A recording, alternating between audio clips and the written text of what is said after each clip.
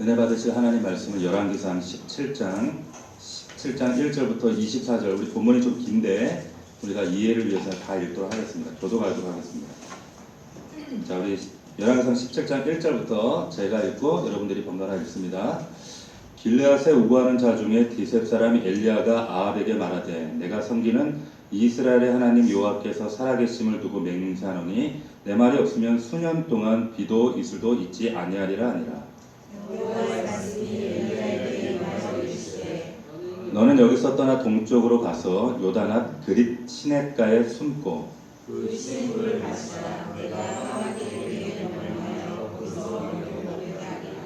그가 여호와의 말씀과 같이 하여 곧 가서 요단 앞 그릿 시냇가에 머물매 까마귀들이 아침에도 떡과 우리를 저녁에도 떡과 우리를 가져가고 그가 시냇물을 마셨으나 땅에 비가 내리지 아니하므로 얼마 후에 그 시내가 마르니라. 여호와의 말씀이 엘리야에게 이르되 너는 일어나 시돈에 속한 사르밧으로 가서 거기 머물라. 내가 그곳 과부에게 명령하여 내게 음식을 주게 하였느니라. 그가 일어나 사르밧으로 가서 문지기를 하나님과 그곳에서 나무가지를 주는 자 이에 불러 이르되 청하건대 그릇에 물 조금 가져다가 내게 하지 않으라. 그가 가지러 갈 때에 엘리야가 그를 불러 이르되 청하건대 내 손에 떡 한 조각을 내게로 가져오라.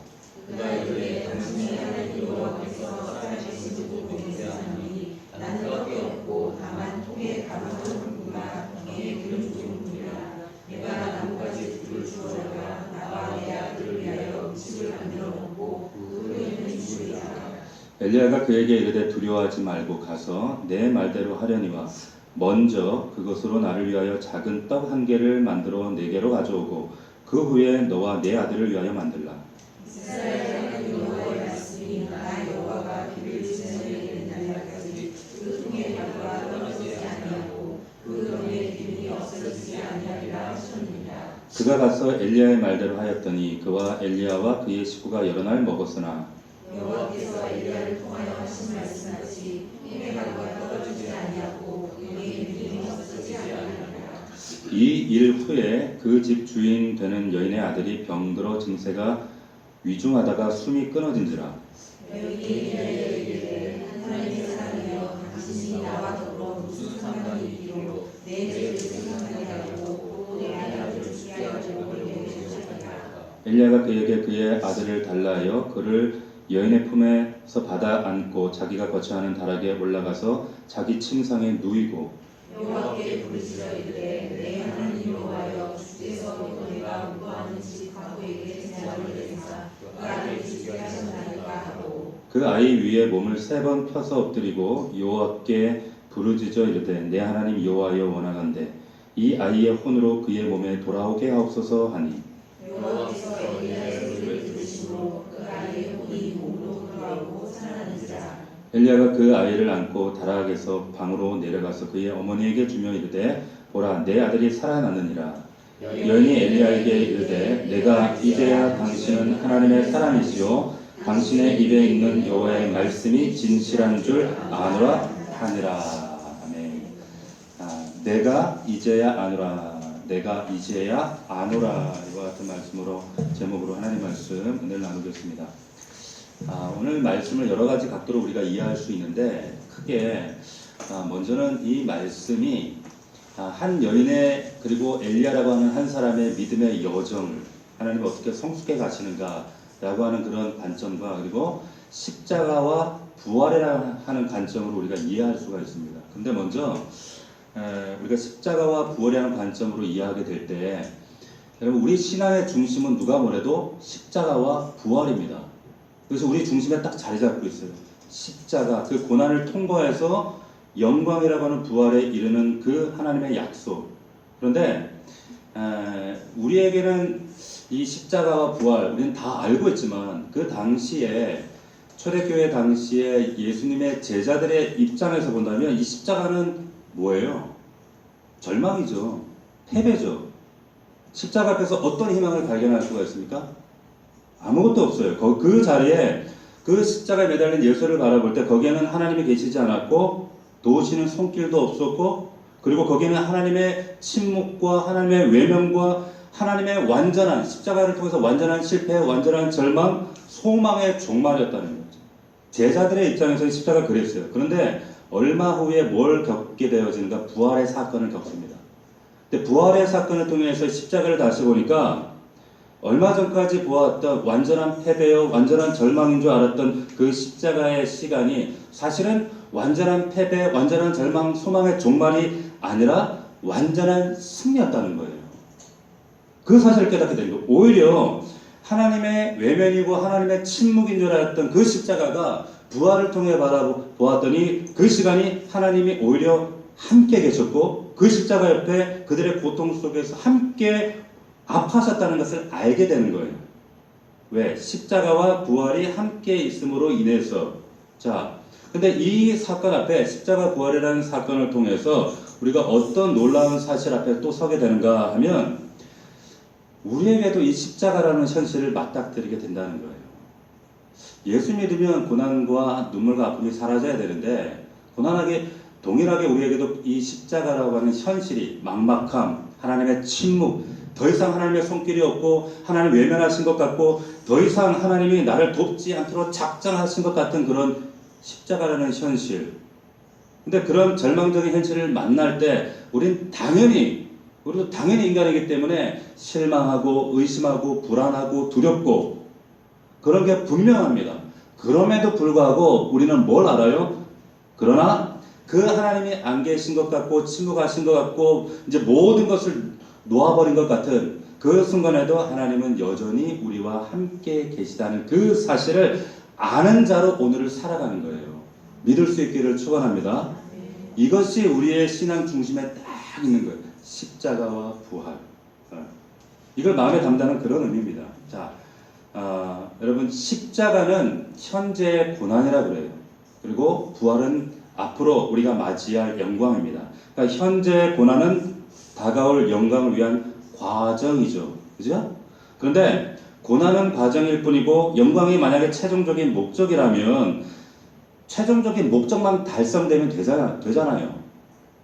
자, 만약에 고난이 과정이고 영광이 목적이라면 하나님은 충분히 고난을 뛰어넘어서 최종적인 목적을 달성케 하실 수 있는 분임에도 불구하고 굳이 고난이라는 방법을 통과해서 최종적인 영광을 하나님이 이루도록 하셨다라고 하는 것은 이건 무슨 뜻일까요? 무슨 뜻이에요? 여러분, 영광만 최종적인 목적이 아니라는 거예요. 그리스도인들에게 이 고난도 우리에게는 하나님이 목적이 있다는 거예요. 그리스도에게 목적이라는 거죠. 그래서 참 역설이잖아요. 어떻게 우리는 종교를 갖는 세상 사람들이 이방인들이 종교를 갖는 이유 중에 하나가 이 고난을 피하기 위해서 모면하기 위해서 그런데 하나님은 우리에게 고난을 주신다는 거죠. 그래서 이 역설을 종교개혁자 루터라는 사람이 이런 표현을 했어요. 뭐라고 했냐면 십자가에 달리신 하나님의 영광. 십자가에 달리신 하나님의 영광. 절대자 하나님이 십자가에 달려있는데 그게 어떻게 영광이에요? 말이 안 되잖아요. 이게. 십자가에 달리신 하나님의 영광 이런 개념으로 고난의 목적을 설명하는데 뭐라고 얘기하는가 하면 하나님께서 왜 우리에게 고난을 과정이 아니라 목적으로 설정해 두셨는가 하면 고난을 통해서만이 자신이 누구인지를 알 수 있는 존재로 우리를 지으셨다는 거예요. 고난을 통과하지 않으면 여러분은 여러분 자신이 백날 깨어나도 내가 누군지 몰라요. 우리는 조금만 일이 잘 풀리고 조금만 잘 되고 그러면 금세 어떻게 해요? 까불 시작합니다. 하나님 앞에서. 그리고 함부로 말하고 함부로 생각하고 내 마음대로 방종하는 것이 인간이에요. 그런데 이 고난을 그래서 루터는 알았던 겁니다. 이 고난을 통해서만 내가 누구인지를 알게 되고 내가 누군지를 알게 되는 그 자리에서 비로소 그 고난 한가운데로 오신 예수 그리스도의 고난이 무엇인지를 알게 된다는 거예요. 비로소 신앙을 경험하게 된다는 거죠. 자, 또 한 가지는 뭐냐면 두렵고 떨리는 그 고난의 순간을 통과할 때 그 고난을 통과하는 동안에 여러분 예수 그리스도와 여러분 사이에는 어떤 일이 일어나냐면 아주 놀랄 만한 경탄할 만한 거래가 이루어집니다. 어떤 거래가 이루어지는가? 내게 속해 있는 눈물과 아픔과 저주와 죄가 그분에게 이양되어지고 그분 안에 있는 생명과 구원과 능력이 내게로 맛 교환되어지는 이 엄청난 거래가 깨달아져요. 그 순간이 언제예요? 고난을 통과하는 순간에 이루어져요. 고난을 통과하는 순간에 경험되어져요. 자, 보세요. 오늘 말씀을 보면 지금 이런 큰 견지에서 이해하셔야 돼요. 그냥 뭐 사르밧 가보하고 무슨 엘리야의 뭐 로맨스나 무슨 가뭄 얘기하는 게 아니에요. 자, 오늘 여기 보면 욕심과 자기 교만에 빠진 이스라엘 백성을 하나님 깨우기 위해서 고난을 보내십니다. 어떤 고난? 가뭄이라고 하는 고난을 보냈어요. 가뭄은 뭐예요? 물이 없는 거예요. 물이 뭘 상징합니까? 생명 없음이에요. 물이 없다는 것은 생명이 없는 거예요. 그죠? 생명이 없다, 물이 없다, 곧 죽음을 상징하는 겁니다. 근데 이스라엘에게 하나님이 가뭄을 보내셨다라고 하는 것은 뭐냐? 지금 너에게 죽을 상황이 닥쳤다. 죽음의 위협을 느끼게 하실 만큼 이제는 그 상황에서 살 길 자라 하나님께로 돌아와야 한다라고 하는 하나님의 긴급 조치였어요. 이 가뭄이. 자, 그런데 여러분 여기서 잘 생각해 보세요. 지금 하나님께서 엘리야에게 말씀을 맡겨서 하나님이 너에게 지금 이 땅에 가뭄을 내리셨다. 이렇게 예언하게 하신단 말이에요. 근데 이런 예언을 가뭄이 있을 것이다 말씀하고 있는 이 예언하고 있는 그래도 적어도 엘리야만큼은 가뭄에서 안전해야 되잖아요. 가뭄을 모면해야 되잖아요. 좀 마르지 않는 샘 가운데 있고 뭔가 좀 풍성한 샘이 있고 이래야지 뭔가 마을에 선지자의 권위가 쓰지 않겠어요. 그런데 하나님께서 그렇게 안 하세요. 엘리야에게도 동일하게 이스라엘 백성들의 가뭄의 고통 한가운데로 집어넣으시는 겁니다. 거하게 하세요. 우리가 보통 쉽게 이런 식으로 생각해요. 여러분 이런 얘기 한두 번쯤 다 들어보셨을 거예요. 이런 식이에요. 가난하고 병든 사람에게 복음을 전하려고 하면 뭔가 그들에게 복음 전하는 자가 똑같이 가난하고 병들고 이러면 무슨 그들에게 권위가 쓰겠어? 무슨 말빨이 서겠어? 무슨 힘이 실리겠어? 이런 논리를 내세우는 거죠. 이런 얘기 들어보셨어요?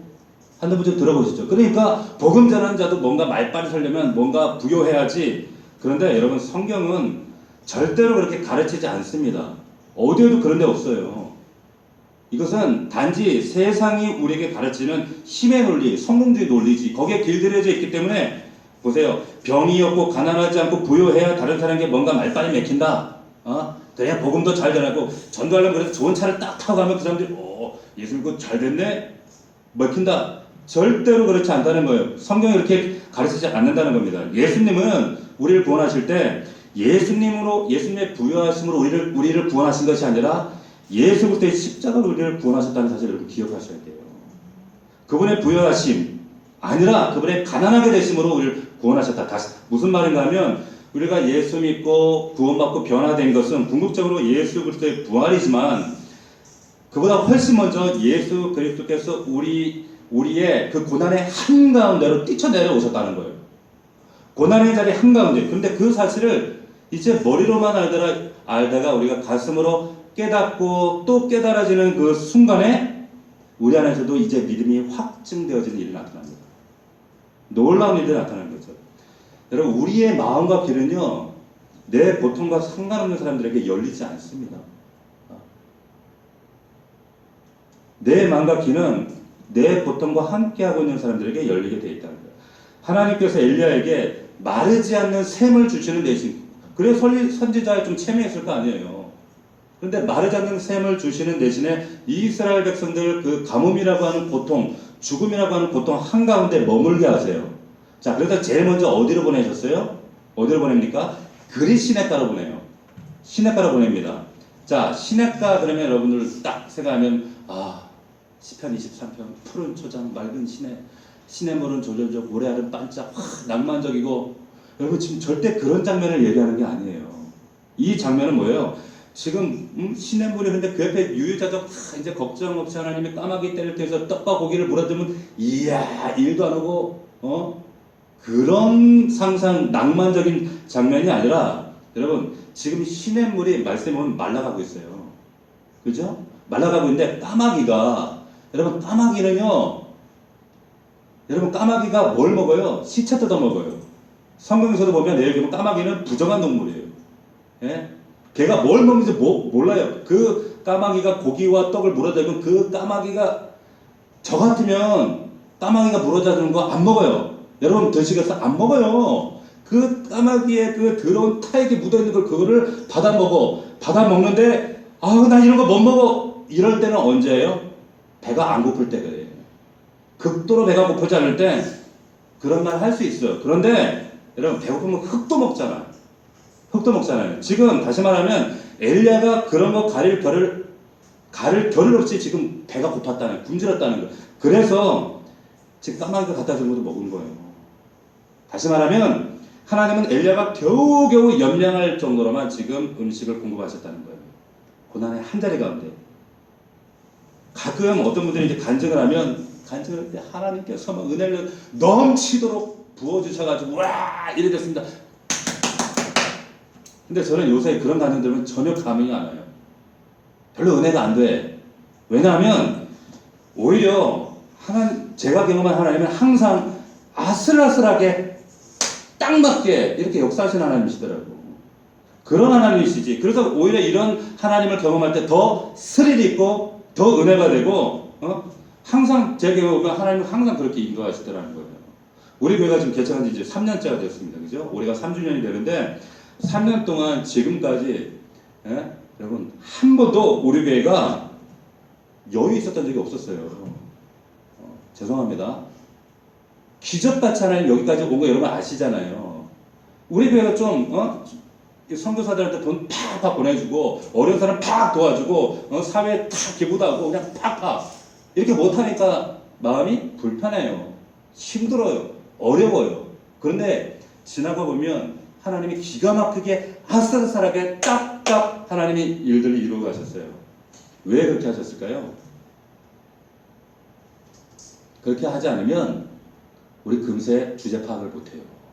까불어요. 자, 엘리야 앞에 지금 시냇물이 말랐어요. 까마귀가 찾아오지 않습니다. 하나님과 까마귀 사이 계약 관계가 끝났어요? 아니면 하나님께서 시냇물을 마르지 않도록 하실 그 능력이 없어서? 아니잖아요. 시냇물이 마르지 않게 할 능력이 하나님께 없기 때문에 시냇물이 마른 게 아닌데 시냇물이 말랐다라고 하는 건 뭘까요? 하나님의 허용하심이라는 거예요. 하나님의 의도가 있다라는 거예요. 다시 말하면 엘리야가 더 이상 거기에 버티지 못하고 하나님은 엘리야를 더 깊은 십자가로 인도하시는 겁니다. 더 깊은 고난 한가운데, 이사를 한가운데 임한 그 고난의 한가운데로 밀어넣기 위한 하나님의 사인이었다는 거예요. 사인이죠. 의도가 있으시겠죠? 자, 그래서 그 다음 그리시네가에서 그 다음으로 이동한 곳이 어디예요? 사르밧 과부.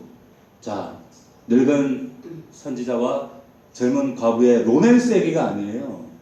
로맨스 얘기가 아닙니다. 착각하시면 안 돼요. 지금 그야말로 가뭄이라고 하는 잔인한 억압과 그리고 죽음의 그림자로 가득한 지독하게 가난한 과부의 집 부엌으로 보내신 거예요. 형편없는 부엌이에요. 형편없는. 보세요. 과부, 남편 없음. 이 말은 그 당시에는 죽음이에요. 사망 선고입니다. 근데 그런 조그만 그 연약한 가련한 과부의 집 그 부엌으로 집으로 보내세요. 3년 6개월 동안 비가 오지 않아서 그 부엌 안에 그냥 얼마나 메마르고 건조했겠어요. 그냥 발끝만한 흙먼지가 펄펄 나는 그런 흙바닥. 언제 비가 왔는지도 모르고. 제가 20년 전쯤에 중앙아시아 그 우즈베키스탄 그쪽으로 이제 선교를 갔는데, 선교를 가다가 가는 길에 유럽 들어가면 유목민들 집이 있잖아요. 거기를 이제 들어가게 됐어요. 한번 들어가 보자. 들어갔는데 얼마나 융성하게 저를 대접해 주는데 들어오라고 들어갔어요. 그런데 방이 정말 요 강단 절반? 근데 그 천막 안에 햇빛도 없어. 불빛도 없어. 얼마나 더워요. 근데 바짝 말라 있어요. 근데 정말 괴로운 게 뭐냐면 냄새가 너무너무 빨리 나가고 싶다 이런 생각밖에 안 들어요. 근데 거기서 이제 손님이 왔다고 저한테 말젓을 내오더라고. 말젓. 난 그게 술인지도 모르고 그냥 그걸 덜컥 마시다가 취해가지고 나가 떨어졌잖아요. 근데 그 과부의 부엌 보세요. 메마른 흙바닥, 물기라고는 하나도 없고 정말 황량한 건조감. 우리의 피부에 있는 이 수분까지 싹 빨아들이는 그런 건조한 그런 지경. 타다 남은 그 장작더미, 나무 더미가 여기 있고, 그리고 시커멓게 탄 그 토기 그릇이 입을 쩍 벌리고 입구에 문을 맞이하고 있는데 그런 부엌에 들어간 거예요. 거기에 들어갔는데 너무나도 초라하고 너무나도 비참하고 모든 가뭄의 고통이 고스란히 녹아져 있는 가난한 과부의 그 부엌 안으로 하나님 들어가시라는 거예요. 들어가라는 거예요. 여러분 일종의 성육신이에요. 자, 게다가 뭐라고 하시냐면 여러분 9절 말씀 한번 보십시오. 17장 9절 제가 읽어드릴게요. 너는 일어나 시돈에 속한 사르밧으로 가서 거기 머물라. 여러분 여기 시돈 땅이 어디예요? 시돈 땅이 어디입니까? 당시 우상으로 만연해 있던 이 바알 우상의 본거지가 시돈이에요. 18장에 가면 이 바울과 이제 한판 맞짱 뜨죠? 그 우상의 본거지란 말이에요. 한마디로 뭡니까? 하나님 입장에서 보면 영적 죽음의 땅이에요. 여기는. 그러니까 영적으로 육적으로 죽어있고 죽음의 가뭄으로 완전히 죽음을 코앞에 두고 있는, 그래서 그 죽음 앞에 허공을 응시하고 있는 그 과부의 죽음이 가득한 그 땅에, 근데 그 집에 가서 마지막 음식 내놓으라. 그 죽음의 그 생명을 취하라는 거예요. 가족이 먹고 죽을 마지막 음식을 달라고 해서 먹으라는 거예요. 이거 얼마나 가혹합니까? 엘리야에게 얼마나 잔인한 말씀이에요. 그 가련한 과부와 그 어린 아들이 먹고 단 며칠이라도 연명해 줄 수 있는 그 마지막 음식을 가차없이 염치없이 뺏어 먹어라. 자, 이렇게 말해야 되는 자리로 네가 들어가라. 얼마나 잔혹합니다. 우리 식으로 표현하면 이런 거예요. 지금 우리 집사님 중에 한 분이 지금 회사가 너무 막 도산할 위기예요. 그리고 쌀 돈도 없어. 애들이 학교도 못 보내게 됐어. 그런데 목사가 신방 가가지고 먼저 그의 나라와 의를 구하십시오.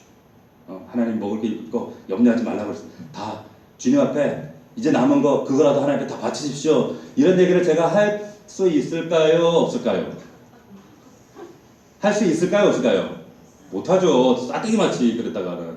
그런데 이렇게 말하라고 하신 분이 있어요. 그게 누구냐면 예수님이 그렇게 하셨다니까요. 예수님이 마태복음 6장 33절에 뭐라고 하냐면 너희들 먹을 거 염려하지 마. 입을 거 염려하지 마. 너희는 먼저 그의 나라와 그 의를 구하면 내가 모든 것 다 줄게. 이렇게 말씀하시고 있는 그 말씀을 듣는 청중들의 대다수가 누구예요? 지금 오늘 먹고 나면 내일 거를 염려해야 되는 지금 로마 식민지 치하에 있는 가난한 그 사람들이었다고요. 근데 그 사람들에게 야 걱정하지 마. 걱정할 수밖에 없는 그 사람들에게 걱정하지 말고 하나님의 나라와 의를 구해. 그러면 내가 책임져 줄게. 하시는 거예요. 예수님의 말씀이란 말이에요. 그렇다면 우리는 그 말씀을 따라가야 되죠. 자, 놀랍게도 사르밧 과부가 엘리야의 말을 순종합니다. 순종해요. 엘리야의 말을 따라합니다. 여러분 순종할 만하니까 순종한 게 아니에요. 여기에는 앞서 말씀드렸지만 십자가 부활이 막 교차되는 거예요. 생명과 죽음이 교차되는 자리입니다. 그런데 이 순종 앞에 기적이 일어나는 거예요. 기적은 아무 때나 일어나는 게 아니죠. 자, 엘리야에게 뭐 어떤 권위가 느껴졌는지, 엘리야가 너무 말이 하도 기가 막힌 소리 하니까 과부가 야 이거나 먹고 떨어져라 해가지고 그런지는 모르지만 결과적으로 보면 이 과부의 입장에서 볼 때 이 과부의 순종은 뭡니까? 이 순종은 뭐예요? 결국 자기가 마지막 먹고 죽으려고 하는 마지막 음식을 지금 내어준 거잖아요. 뭐예요? 이 순종은 결국 자기의 남은 생명을 내어주는 거예요. 자기 목숨값을 내어주는 거예요. 다시 말하면 죽음을 기꺼이 받아들이는 거예요. 자, 엘리야 입장에 보세요. 엘리야 입장에서는 너 가서 과부, 그 가련한 과부 거 뺏어서 네 취해라. 얼마나 가혹하고 정말 죽기 싫은 자리잖아요. 그 자리로 가서 생명을 취해야 돼요. 다르게 말하면 그 가정의 죽음에 참여하라는 얘기예요. 자, 예수님께서 성만찬 하시면서 내 피다 먹으라, 받아 먹으라. 내 살이다 받아 먹으라. 자, 다시 말하면 이 말은 무슨 말입니까? 너희 죽음값을 내가 취할 테니 내 생명을 가져가라는 거예요. 뭡니까? 죽음과 생명이 맞교환되어지는 자리가 성만찬이라는 거예요. 이게 우리가 경험해야 될 십자가의 고난과 부활이에요. 이것을 우리 삶 속에 날마다 경험되어질 수 있기를 축원합니다. 여러분 이거 잘 기억하셔야 돼요. 자, 그래서 여러분 지금 마지막 생명 지켜줄 이 음식을 과부가 내어드렸다. 이건 다시 말하면 뭐냐면 죽음을 기꺼이 받아들이는 이 과정을 통해서 내 목숨을 내어드립니다. 이 과정을 통해서 그 처절한 마지막 음식을 달라고 요구하는 그 선지자 앞에서 내어드림으로 어떻게 해요? 생명과 부활이 맞교환되어지는 거예요. 그래서 이런 기적이 일어나게 되었다는 겁니다. 여러분 삶 가운데 왜 기적이 안 일어날까요? 이런 처절한 맞교환에 목숨을 건 순종이 없기 때문이에요. 보세요. 자, 보세요. 이 여인의 사라밧 과부의 죽음을 기꺼이 받아들이는 과정과 또 선지자 입장에서는 마지막 음식 달라고 요구하는 역독한 고통의 말을 해야 돼. 이 말을 해야 되는 선지자. 그런데 이 과정을 통과했을 때 이 사라밧 과부와 모자와 엘리야가 가뭄이 끝날 때까지 통해 가루와 병의 기름이 끊어지지 않는 하나님의 생명을 경험하게 된 줄로 믿습니다. 여기 비밀이 있는 거예요. 자, 여기서 설교 끝 하면 좋은데 이렇게 끝나면 우리 신앙에 반드시 문제가 생겨요. 보통 우리 신앙이 어디서 끝나냐? 여기서 끝나요. 여기서 끝납니다. 잘 들으세요. 많은 신앙 간증을 얘기를 우리 들으면 이런 간증이 끝나죠. 하나님이 우리 가뭄에서 건져주셔서 충만하게 넘치도록 채워줘서 할렐루야! 끝나요. 하나님이 내게 피를 다 채우셔서 가뭄을 끝내주셔서 끝나요. 근데 여기서 끝나 있으면 안 되는 거예요. 끝나면 안 돼요. 자, 이스라엘도 신앙이 여기서 끝났기 때문에 지금 바알 앞에 가서 무릎 꿇고 있는 거예요. 근데 거기서 끝나면 안 되고 하나님이 그래서 여기서 신앙이 끝나면 안 되고 더 나은 신앙으로 인도하시기 위해서 또 하나의 사건을 일으키시는데 그 사건이 뭡니까? 아들이 죽는 사건이에요. 아들이 갑자기 죽었어요. 아들이 죽으니까 잘 보세요. 이제 정말 이 여인의 믿음의 실체가 드러나죠. 죽으니까 이 여인이 어떻게 해요? 어떻게 합니까? 원망해요. 엘리야를 원망해요.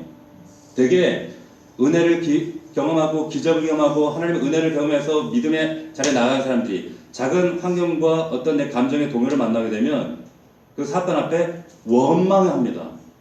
원망해. 1차적인 믿음. 근데 이걸 뛰어넘어야 된단 말이에요. 자, 출애굽한 이스라엘 백성들이 원망해요. 그 놀라운 통해의 기적을 경험했는데도 원망한단 말이에요. 자, 왜 과부가 원망했죠? 왜 과부가 원망했을까요? 생각해 보세요. 시돈 지역이에요. 바알의 근거지예요. 바알이 통치하고 있는 지역이에요. 그런데 바알과 원수인 지금 엘리야 선자가 와가지고 엘리야 선자가 원수인 선자가 왔기 때문에 바알이 지금 진노해서 화가 우리 집에 임했다 이거. 그래서 우리 아들이 죽었다. 그러니까 원망하는 거란 말이에요. 그래서 원망하는 거죠. 자, 여인의 구원의 여정을 잘 보십시오. 사라밧 과부가 처음에 구원 얻었을 때 마지막 남은 자기의 생명 같은 음식을 내어드림으로 그런데 그 사건이 반전을 이루어서 이제는 하나님이 채우시는 그 놀라운 기적으로 이 여인이 믿음을 갖게 됐어요. 하나님을 알았죠. 그렇죠? 하나님을 믿었어요. 그전에도 알았단 말이에요. 믿기 시작했어요. 그런데 여러분 대부분 여기서 끝나요. 우리 믿음이. 성도들의 믿음이. 이건 믿는 것 같은데 믿는 거 아니에요. 하나님을 아는 것 같은데 아는 게 아니에요. 역설적이게도 제가 반복적으로 자주 이런 얘기를 드리지만 이거는 믿는 것 같지만 믿는 거 아니에요. 아는 것 같지만 아는 거 아니에요. 보십시오. 우리가 이 길을 그대로 따라가고 있어요. 여러분들 어디 있는가를 잘 점검하십시오. 이제부터 여러분들 잘 들으시면 좋겠어요. 엘리야가요, 이제 죽은 아이를 품고 살리려고 어떻게 합니까? 하나님께 부르짖지요. 마지막 음식을 먹고 굶어 죽으려고 할 때 그 집 아이를 살려주셨던 하나님께서 이 아이가 병들었을 때 살려주실 수 없는 하나님인 것은 아니잖아요. 그렇죠? 그러면 굶어 죽으려고 했던 아이를 살리실 수 있었던 하나님은 병든 아이도 살릴 수 있어요? 없어요? 살 수 있잖아요. 그런데 죽었단 말이에요. 그러면 뭐예요? 아, 하나님의 의도가 있구나. 하나님의 다른 의도가 있구나. 엘리야가 생각했죠. 그래서 포기하지 않는 겁니다. 그래서 엘리야가 아이를 안고 끌고 다락을 올라가서 어떻게 합니까? 아이 위에 자기를 포개요. 이게 무슨 장면인가 하면 아이 누운 위에 자신을 포개요. 포개서 뭡니까? 내 생명을 여기다, 내 생명의 기운을 여기다 쏟아놓겠다는 거예요. 나 죽어도 괜찮아. 내 생명이 소진돼도 괜찮아. 이 아이만 살 수 있다면. 자, 이 십자가의 희생을 통해서 자, 이 아이가 정말 살아나기를 바라는 열망으로 이런 행동을 3번이나 반복합니다. 반복할 때 보세요. 이런 행동을 반복할 때 엘리야는 굳이 이런 행동을 안 해도 돼요. 근데 왜 이런 행동을 할까요? 왜 이런 행동을 할까요? 어떻게 이런 희생이 가능한가? 여러분, 은혜는요, 반드시 책임이 따라와요. 여러분, 잘 들어보세요. 은혜는 방종이 아니라 은혜는 책임이 따라옵니다. 자, 이게 무슨 말이냐면, 여러분, 이스라엘 12지파가 광야를 행진할 때, 맨 앞에 행진하는 것이 맨 앞에 성경이 법궤죠, 법궤. 근데 법궤 다음에 이제 지파가 행진할 때, 맨 앞에 선두에 섰던 지파가 있어요. 그게 누구냐? 루벤과 그리고 므낫세 반지파와 갓지파였어요. 맨 선두에 선다는 의미는 뭐예요? 화살바지 됐겠다는 거예요. 화살 맞겠다는 거예요. 맨 적군의 창과 칼에 제일 먼저 찔려 죽는 죽음의 자리입니다. 선두라고 하는 것은 목숨을 내놓는 자리라는 뜻이에요. 그런데 이 세 지파도 그 선두에 서는 것이 좋았겠어요? 싫었겠어요? 싫었겠죠. 거절했을 거예요. 피하고 싶었을 거예요. 그런데도 그 자리를 받아들였거든요. 근데 굳이 안 해도 돼요. 왜? 이 세 지파는요, 요단강 건너기 전에 이미 길라 땅이라고 기르는 땅을 기업으로 이미 분배 받았어요. 그러니까 굳이 안 따라가도 돼. 안 가도 돼. 내 거 확보했어. 그런데도 가는 거예요. 무슨 뜻이죠, 이게? 은혜는 책임이 있다는 거예요. 은혜 받은 자는 자신의 꿈만, 개인적인 꿈만 꾸지 않는다는 거예요. 그래서 이 지파들은 지금 개인적인 자기 개인의 꿈을 꾸는 것이 아니라 지금 이스라엘 지파라고 하는 공동체의 꿈을 꾸는 거예요. 이게 은혜 받은 자의 모습이죠. 그러니까 여러분, 아직 은혜를 은혜로 경험하지 못한 사람들은 항상 자기의 꿈과 자기의 양원만 교회 안에서 꿈꿔요. 공동체의 꿈, 이 나라가 어떻게 되든 이 교회가 어떻게 되든 상관없어요. 나만 괜찮으면 돼. 아니에요. 은혜는 책임이에요. 그래서 시야가 그때부터 보여지는 거예요. 자, 루벤 지파, 갓지파, 므낫세 반지파가 자기들의 꿈만을 꾸던 사람들이 아니었기 때문에 공동체 꿈을 꾸고 그 자리로 나가는 겁니다. 자, 엘리야가 죽을 이유가 없는데 그래서 죽는 거예요. 죽는 지금 퍼포먼스를 하는 겁니다. 아이를 살리는 마음으로. 근데 이 장면이 왜 중요한가 하면 보세요. 이 퍼포먼스를 통해서 아이가 살잖아요. 단순히 아이의 생명이 살아났다는 의미가 아닙니다. 이거는요, 나중에 어떤 사라밧 가부가 이제 어떤 고백을 하게 되는가, 믿음의 여정 얘기를 했죠. 진짜 믿음을 고백하게 돼요. 그게 뭡니까? 24절 보세요. 우리가 마지막에 읽었던 17장 24절.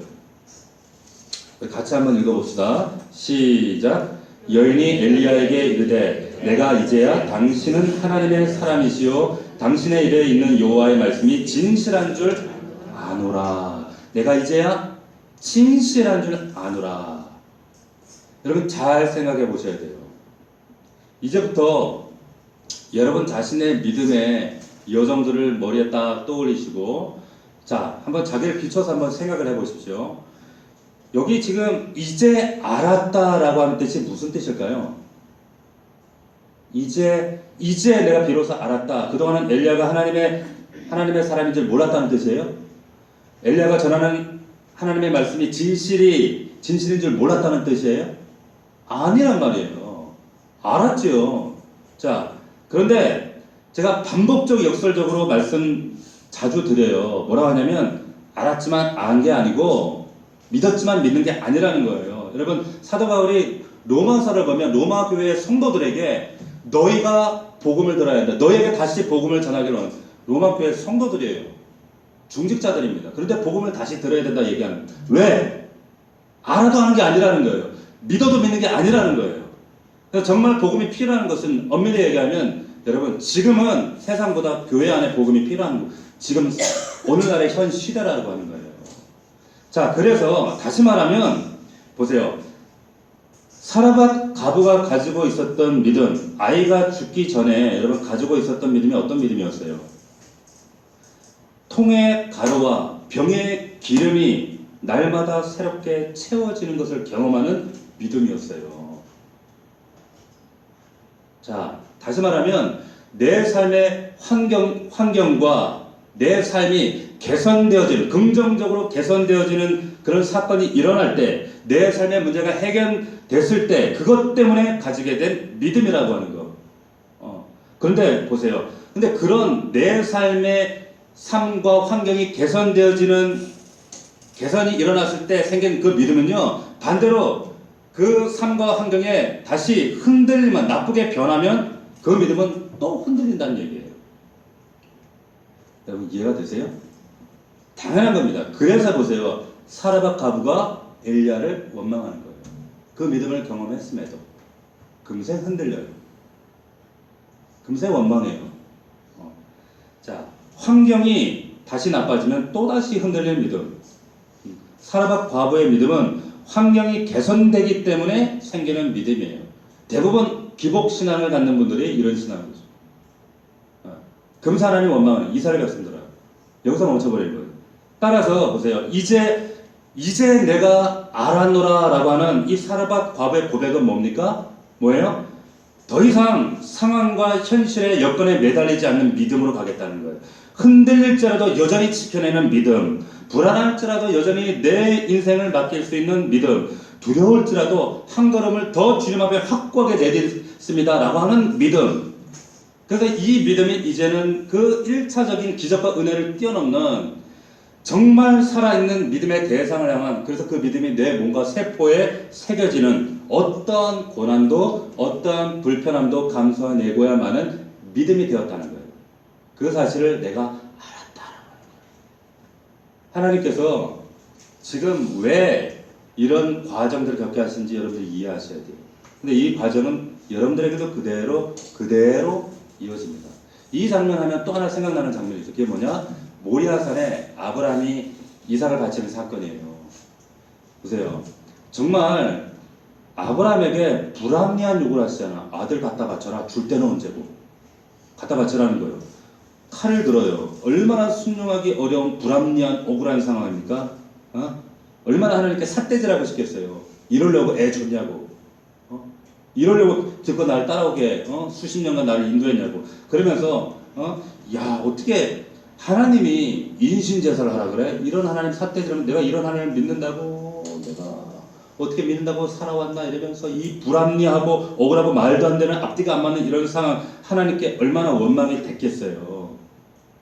그런데 그 길을 가요. 순종으로 가요. 그리고 마지막 이제 칼을 들고 내려치는 순간 하나님 스톱 하시잖아요.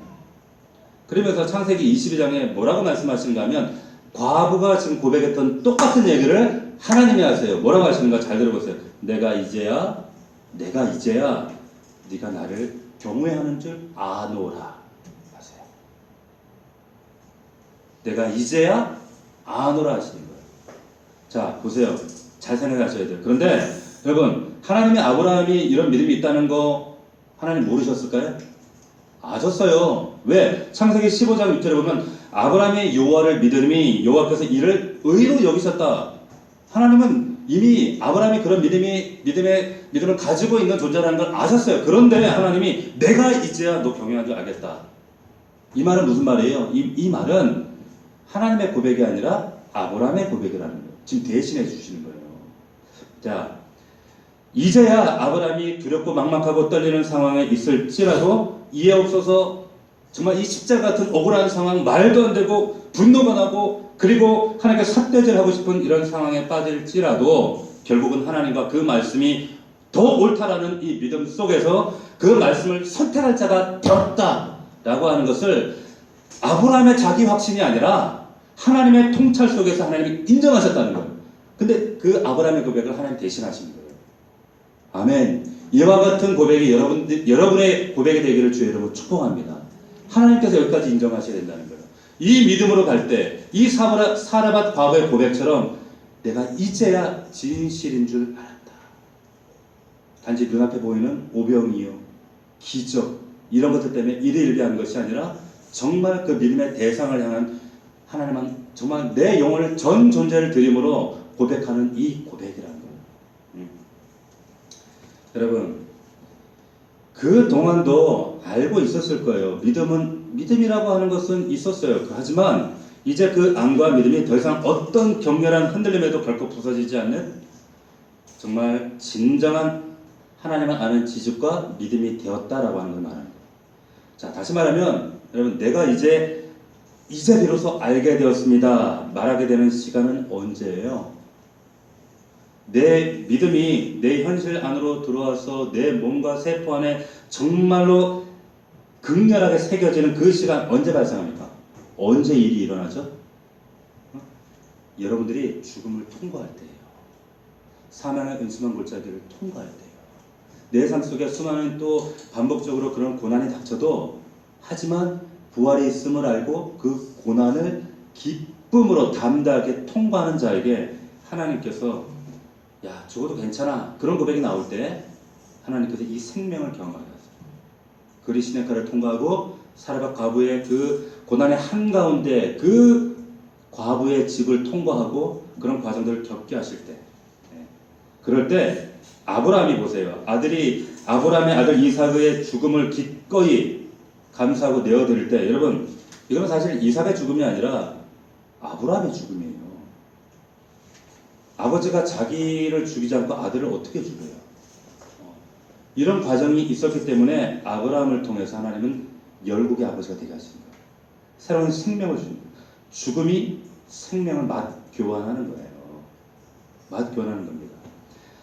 자, 비로소 사르밧 과부의 믿음은 그냥 믿음이 아니라 여러분 내 필요가 채워졌기 때문에 믿는 믿음 그러한 수준의 믿음이 아니라 이제 그 여인의 존재와 현실 그 영혼 안에 새겨지는 진짜 믿음이 된 줄로 믿습니다. 그런 믿음이 여러분들 믿음이 되기를 주의 이름으로 축원합니다. 자, 여기서 끝나는 게 아니라 이 사건이 18장으로 하면 뭐로 이어지냐면 갈멜산 사건으로 이어집니다. 여러분들이 잘 아는 갈멜산 지금 850대 1로 지금 싸우는 사건이 나오잖아요. 갈멜산에 이스라엘 백성들이 다 모였어요. 지금 이방 선지자들 다 모였어요. 이 사람들이 지금 굶주려 있어요. 뭐에 굶주려 있습니까?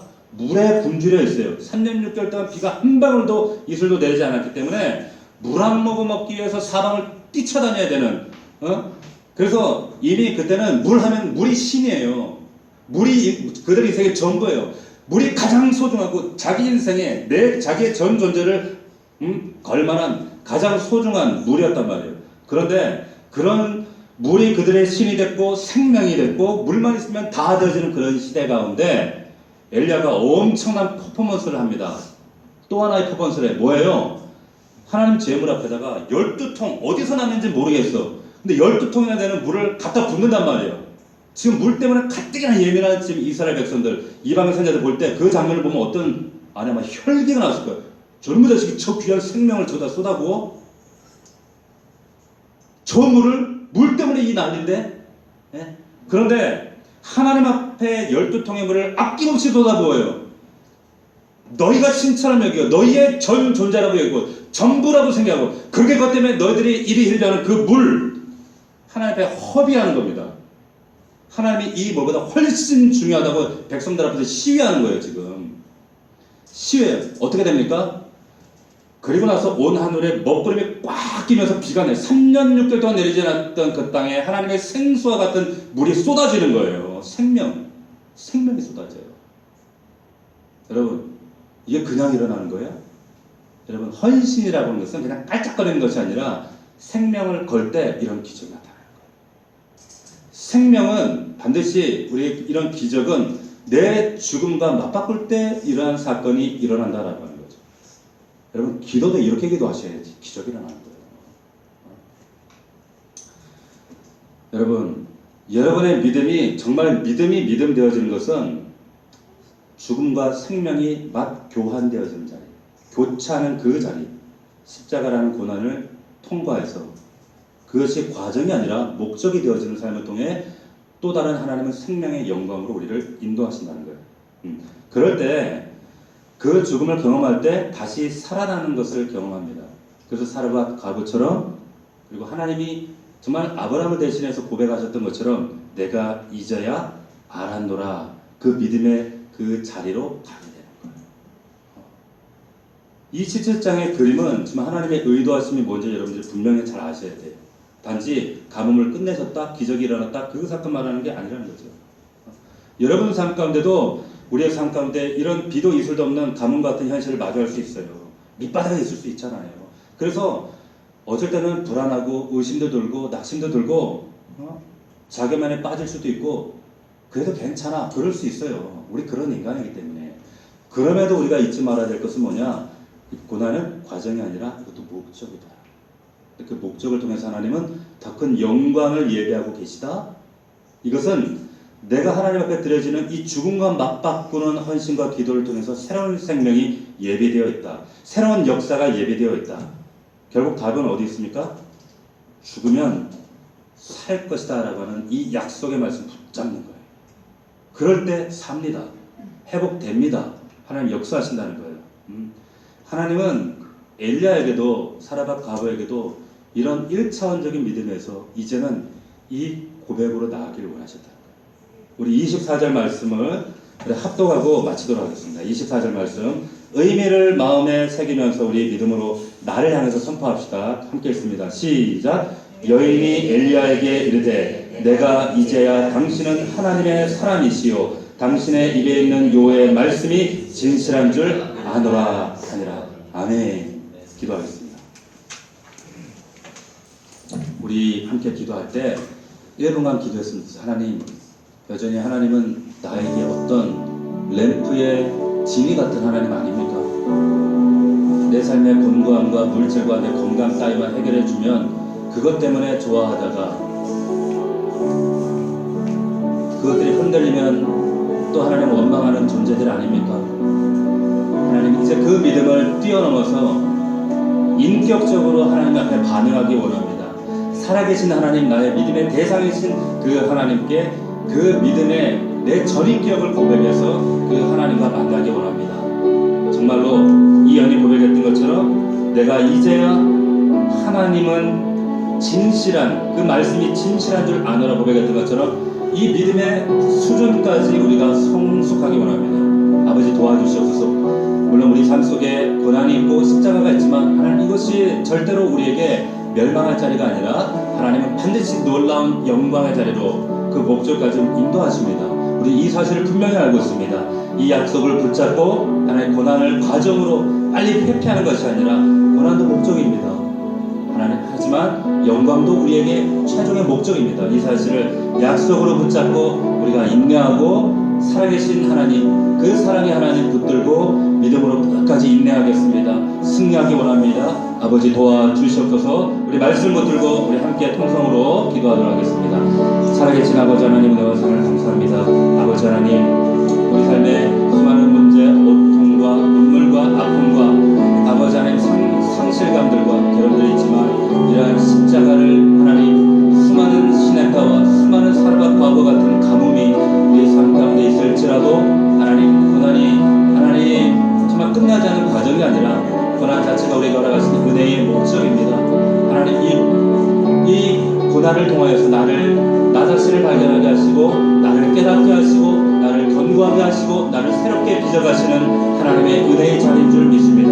또한 이 고난을 지나갈 때에 하나님께서 그토록 원하시는 그 부활의 영광의 자리에서 하나님을 다시 체험하며 그리고 비로소 이제야 내가 이제야 당신은 하나님의 사람이시여 당신의 입에 있는 여호와의 말씀이 진실한 줄 아노라 고백했던 아버지 하나님, 이 사르밧 과부의 진정한 믿음의 고백이 우리의 믿음의 고백이 된 줄 믿습니다. 아버지 도우시고 우리 사랑 넘치는 가족들, 성도들 한 사람 한 사람에게 이 믿음이 실제가 되게 하시고 실체가 되게 하시고 이 믿음으로 살아 승리하는 귀한 종들 될 수 있도록 역사하여 주시옵소서.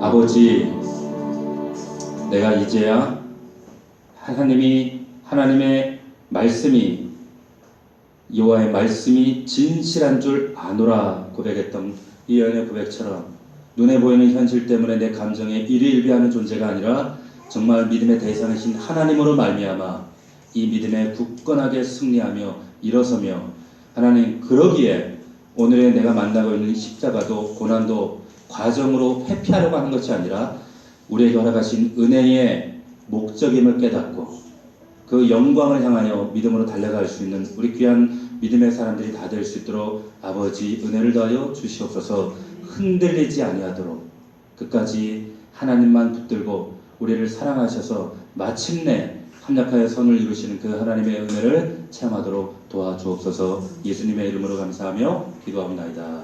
아멘.